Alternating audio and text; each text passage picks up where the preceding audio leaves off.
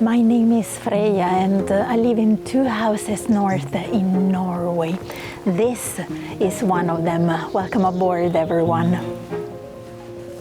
In this episode, I am not here to entertain you. I am here to show you what happens when the land starts to shape your nervous system. When silence becomes louder than thoughts, I will tell you why I wear black, why solitude out here doesn't soften you, it skins you. You will see what healing really looks like when it's not curated or performative, just a brutal, circular alive. And I will give you a ritual I made from instinct when I had nothing left but dirt, breath and truth. If you are ready to stop pretending, walk in, but don't expect to walk out the same.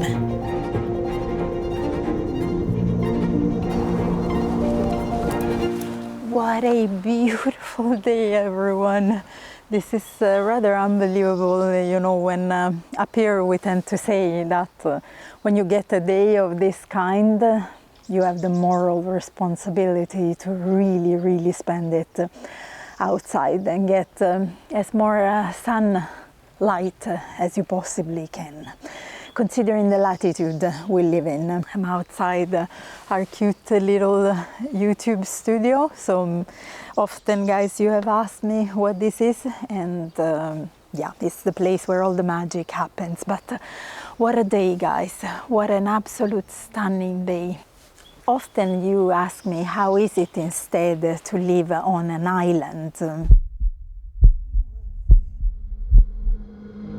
So follow me down the Wolf River now. Below the ground is where you will forget her. We'll watch the light dance atop the blue mirror. Nothing left to think about. Do you feel anything, know anything now? Do you feel anything, know anything now? Living on this island, it's very hard to put into words. It's just not the views or the sea or the mountains, though yeah, they are absolutely breathtaking. It's something a little bit deeper, like the island has its own quiet rhythm, and if you stay long enough, it starts to shape yours too. Some days the light is so soft it feels like the sky is holding its breath. Other times the wind howls off the sea, and you just have to lean into it and let it carry whatever you were really holding. The weather tells a story: fog, sun, snow, storms, sometimes all in one single day. There are reindeer, deer and moose here. They wander across the road or through the forest like they have always belonged. And they have, and nothing here feels forced. It's wild but not chaotic. It has its own way of being, and if you let it, it teaches you how to be too. In winter, when it's dark for weeks, the island folds on itself. The days are short, but they're full. The quiet runs so deep you start to feel it in your bones. And when the northern lights appear, you don't chase them, they find you. You might think you know what an island looks like, but this island doesn't fit in a frame. It's a sort of patchwork of sky and sea, tundra, sharp rock, soft moss, open wind. Some places are steep and sudden, others roll out slow and quiet. There are dense forests where the moss swallows your steps and the trees lean in close. The beaches here are not for swimming. They're wild edges scattered with driftwood and the bones of forgotten things. Some days the landscape feels endless, like you're walking through a dream that keeps changing shape. This isn't just terrain, it's a living map, a land that teaches you step by step how to pay attention. Living here has taught me things, not quickly but deeply, like the land set the pace. When you stop rushing, you see more, and when you see more, you need less.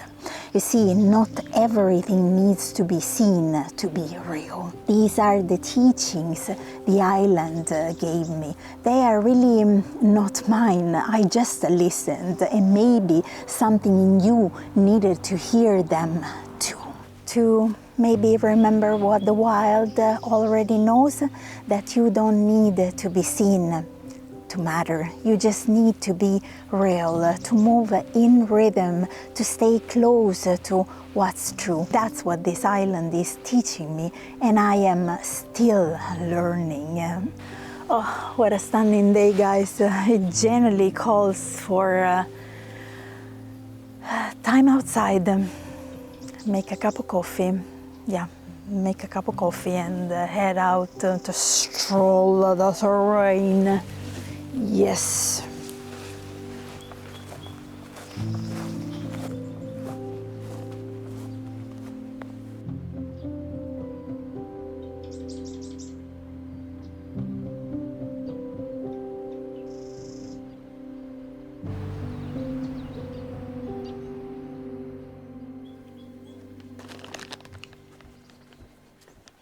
Hey.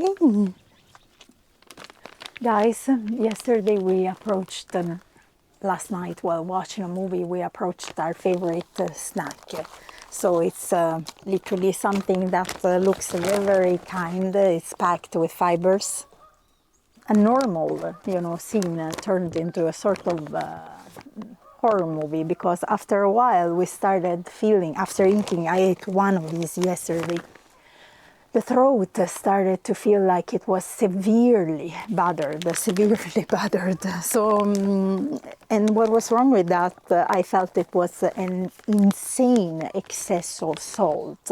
Daniel ate like 4, 5, 6 of these, and he couldn't really taste anything any longer after this. What says it's 1 gram of salt for an entire packet? I suppose it was probably 10 times the amount, Think that I ate just a raw cocoa after 2 hours from eating this, and I couldn't really taste the cocoa. A nightmare, my friends, a proper nightmare. I think we are going to contact Skorpor, just a Swedish company, I suppose, just to let them know that a batch is completely off.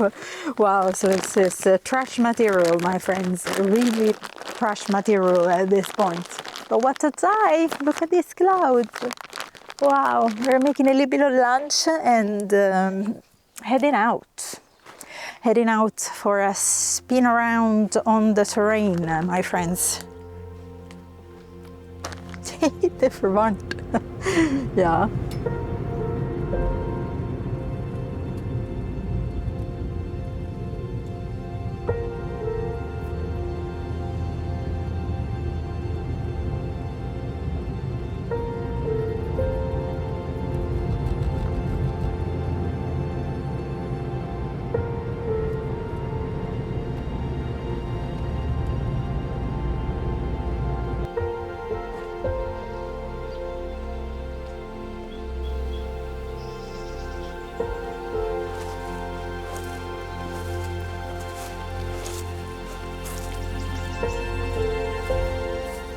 How beautiful today, guys. You can just hear the waterfall here.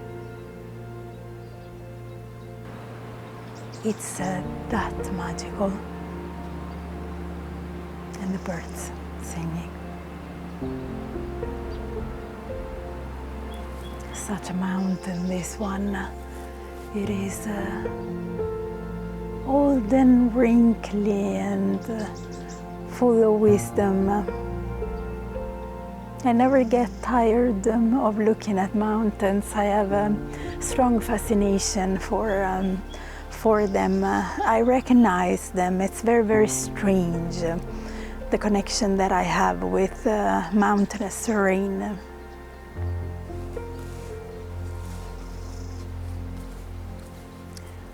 They tell such beautiful stories, and they're woven in the shape of the stones. I could just look at them forever, my friends, forever.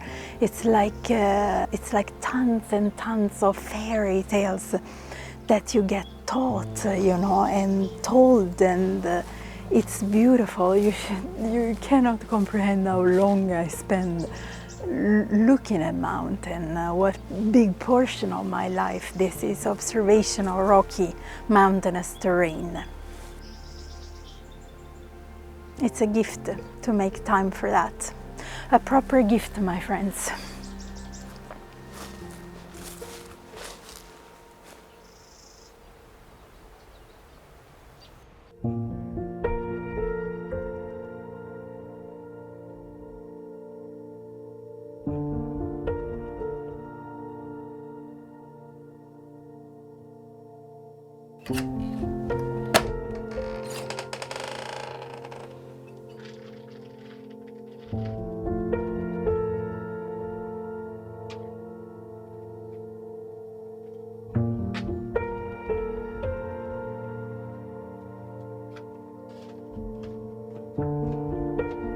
If there is one thing that I love is to get the clothes dry in the sun. It's not a luxury that we often have, so they get this beautiful, I don't know, delicious Arctic fresh ocean as well, air, very, very nice.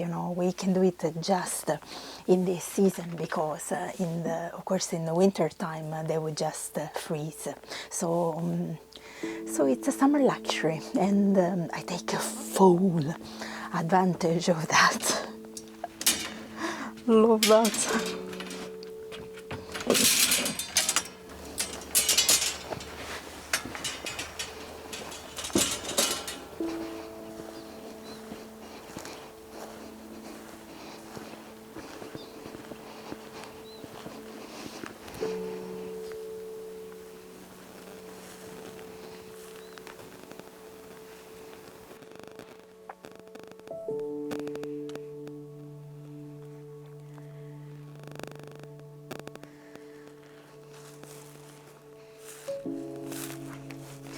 Good morning, guys. Look what a day today. It's incredible, isn't it? Insanely beautiful. We are with such mild temperatures. It's absolutely unbelievable for being the Arctic. I'm gonna show you. Unreal, guys. Absolutely unreal. So I just came outside to take a little bit in this incredible beauty today. There's also my favorite flower outside. It's like cotton. I'm going to show it to you. It's just so beautiful. Isn't that probably, in my opinion, it is really the most poetic flower ever. Really, absolutely spectacular. I have come here to share a little bit my presence with this incredible space, and I thought to share a little bit of this time with you as well, because this is really a very honest X-ray of what my days look like. So there is no people, so that is what probably most of the world would call as solitude, and romanticize about that, the solitude of the north quite a lot, as a space of peace, when in my opinion it is really mostly a space of exposure.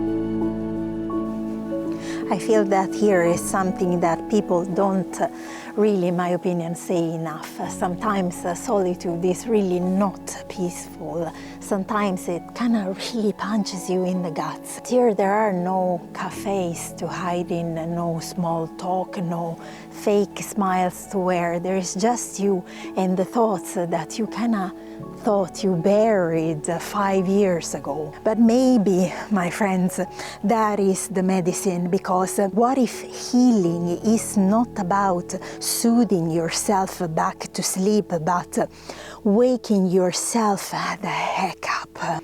I did not really move here to find peace, not really. I moved here because I was done lying to myself, done trying to get better in ways that looked good from the outside but left me completely hollow. They say in nature heals, yes, sometimes, but more often nature confronts. It strips you down until there is nothing left to pretend with. I used to think that being alone meant I'd failed. Now I think it was the first time I actually told the truth. Here's another huge lie we are sold, that if you do the work, journal, meditate, say the affirmations, you will eventually get there. Some kind of a final place where everything makes sense. Nope. I've had days out here where I have felt powerful, and then the next day I was curled up on the floor. You see, my friends, life is not linear. It's like a sort of reindeer coral. It circles back to see if you are listening differently now. If you are watching this and feel like your life is falling apart, you know, maybe it's not. Maybe it's just falling through the nonsense you used to hold it together. This is what this place taught me. It's not about being calm, it's about being clear. Clarity comes when there is no one left to impress, when you have stopped running and you realize that's the real beginning, when you stop trying to be good and start being honest, when you stop asking the world to fix you and start asking yourself, what if I already know? What if I already am the answer? Because underneath all the healing and the trying, there is someone real, and that person doesn't need to be fixed. That person needs to be felt. Here is a little ritual I do when the noise in my head gets too loud and nothing else seems to work. I call it the bones mirror. Walk until it feels pointless. Go outside, no goal, no destination. Walk until you catch yourself thinking, what am I even doing? That's very good. That's where it really kicks in and starts. Find a rock that feels like a lie. It could be too polished, it could be too perfect. Pick one up, hold it and say, this was a survival, but it's not me anymore. Bury it, no drama, no meaning, just bury it with your hands and walk away. Look in a mirror when you get back home. Stare into your very own eyes and ask, what part of me is still hiding? Don't fix it, just see it, that's it. Let the land take what you don't need. Let the bones remember who you really are. This is a very effective little ritual when all you're left in your life with is actually breath, bones and land. I hope it's gonna help you guys. I really hope it's gonna help. But mainly share your presence with the land.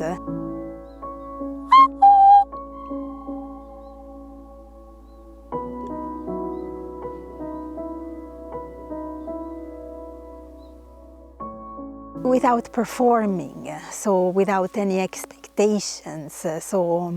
The most beautiful miracles tend to hit us when they are completely out of nowhere, you know, and unexpected. Oh my gosh, can you see that? There's tons of mosquitoes, but I'm not really getting bitten, you know. That's fascinating, because I always wear black. I'm usually the most attacked person, you know, in nature because of my color gradient, really. So, which we're gonna talk about, you know, in not so long. So I will answer probably to one of the most asked questions in 6 years of YouTube. That is actually, why do you wear just black?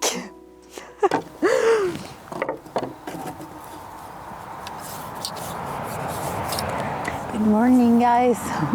What a beautiful day today. Look at this, you know, the sun is shining. It's so calm, you know. It's like there is not even a gust of wind. It feels very, very surreal, very beautiful. I was here listing antlers, reindeer antlers again. Finally, we are back, you know, and we carry antlers in our shop right now. One of the most beautiful things in the whole world to touch. You have to photograph the majority of them and then list them. So if you're fond of them, you will find some of them at our Etsy shop. It's called Alvebacken. Since I was sitting here with these beautiful guys, I wanted to take a chance to answer to, as I told you, one of the most asked questions on this and on our main channel, Freya TV, in 6-7 years of YouTube. Why do you always wear black? Often, very, very often, I have been told, are you a goth? Are you into metal? It looks like it's one of the first things that come to mind. Most certainly, both of them, and that is for sure. I have a huge fascination for the Gothic culture and for black metal when it comes to music, but there are reasons that are a little bit deeper than that. I really don't want you to take this answer personal in any way. Please, if you wear colors, don't take the answer that I will give to you about why I wear black as something personal, so as something that you are doing wrong. So why do I always wear black? Because black to me is really the color of presence, not absence, presence. Out here, you know, in Sápmi, here in Northern Norway, black is not dull or grim. It's a very, very sacred color. It's the silhouette of a reindeer at twilight, the raven circling above our fjords, the coal of old fire pits left by those who came before us. I wear black because it doesn't compete with the wild. That is probably the deepest reason, because it humbles me beside the color of lichen, cloudberries, and low northern sun. It lets the earth speak louder than many clothes ever could. Black is really not about mourning, it's about knowledge. It absorbs, it listens, it waits, and maybe in a world full of noise and neon, wearing black feels like a sort of quiet rebellion, a way to say, I'm not here to shine, I am here to witness. Thank you so very much, everyone, for watching this video. I shall see you in the next one. Bye, everyone. Bye.